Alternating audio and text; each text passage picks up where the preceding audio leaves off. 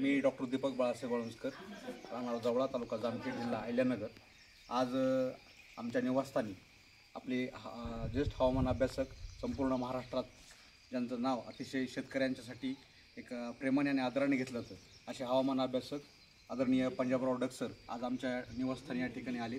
आणि या ठिकाणी आले असता मागच्या 19 तारखेला जुलैच्या मी त्यांना जो पावसाचा खंड आहे आपला ज्या भागामध्ये आम्हाला जो मे महिन्यात पाऊस झाला होता, त्यानंतर सुरुवातीला पाऊस पडल्यानंतर काही वर्षी 1-1.5 महिन्यात आम्हाला मोठा असा खंड पावसाचा पडला होता। म्हणून मी त्यांना 19 जुलै रोजी पावसाचा खंड कधी संपेल याबद्दल त्यांना विचारणा केली असता त्यांनी मला आपल्या भागामध्ये म्हणजे जावळा असेल, करमाळा असेल किंवा जामखेड तालुक्याचा परिसर असेल त्या या पंचकृषीमध्ये 21 जुलैपासून चांगल्या प्रकारचा आणि पिकांना जीवनदान खरीपाच्या मिळेल असा एक समाधानकारक पाऊस सुरू होईल अशा पद्धतीने त्यांना मला एक कल्पना आश्वासन त्यांनी सांगितलं होतं।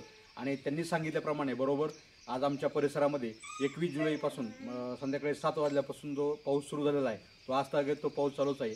रात्री मला त्यांचा फोन झाला होता, तर रात्री मला त्यांनी सांगितलं की आज सकाळपासून तुमच्याकडे पाऊस वाढेल। तर आज सकाळपासून बऱ्यापैकी पावसाने पुन्हा एकदा जोरदार आगमन केले आणि मी या ठिकाणी आमच्या बळीराजा शेतकरी गटांच्या समेत आदरणीय पंजाबराव डक साहेबांचं या ठिकाणी मी मनापासून स्वागत करतो। आणि आजपासून साधारण हा पाऊस किती दिवस पुढे राहील याबद्दलचा एक अंदाज आम्हाला त्या शेतकऱ्यांना त्यांनी या परिसरातल्या सांगावा अशी मी त्यांना विनंती करतो। सर्वप्रथम बळीराजा गटाला माझ्याकडून तुम्हाला शुभेच्छा। आणि या ठिकाणी जवळ या ठिकाणी आल्याच्यानंतर तुम्हाला एक अंदाज सांगतो। आज आहे 26 जुलै 2025। आज 26 जुलैपासून आज दुपारनंतर ठिकठिकाणी आणखीन पाऊस वाढणार आहे, जोरात वाढणार आहे आणि शेतामधून पाणी बाहेर निघणार असा पाऊस 26, 27 आणि 28 आणखीन 3 दिवस पडणार आहे। 29 तारखेला मात्र सूर्यदर्शन होणार आहे। 29 जुलैपासून ते डायरेक्ट 11 ऑगस्टपर्यंत पाऊस उघाड देणार आहे, सूर्यदर्शन असणार आहे। म्हणून तुम्ही काय करा, शेतीचे कामे करून घ्या।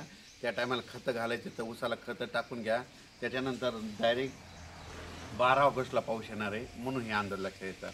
सध्या मात्र करमाळा भागात देखील ना आज उद्या परवा म्हणजे इंदापूर सगळीकडे जवळपास ना आजचा हे पाऊस सर्वदूर व्याप्ती करणार आहे। म्हणजे इंदापूरकडे पण पडणार आहे, करमाळा सगळ्या तालुक्यात देखील पडणार आहे। म्हणजे हे राज्यात सगळीकडेच पाऊस पडणार आहे, म्हणून हा अंदाज लक्षात घ्यायचा। धन्यवाद।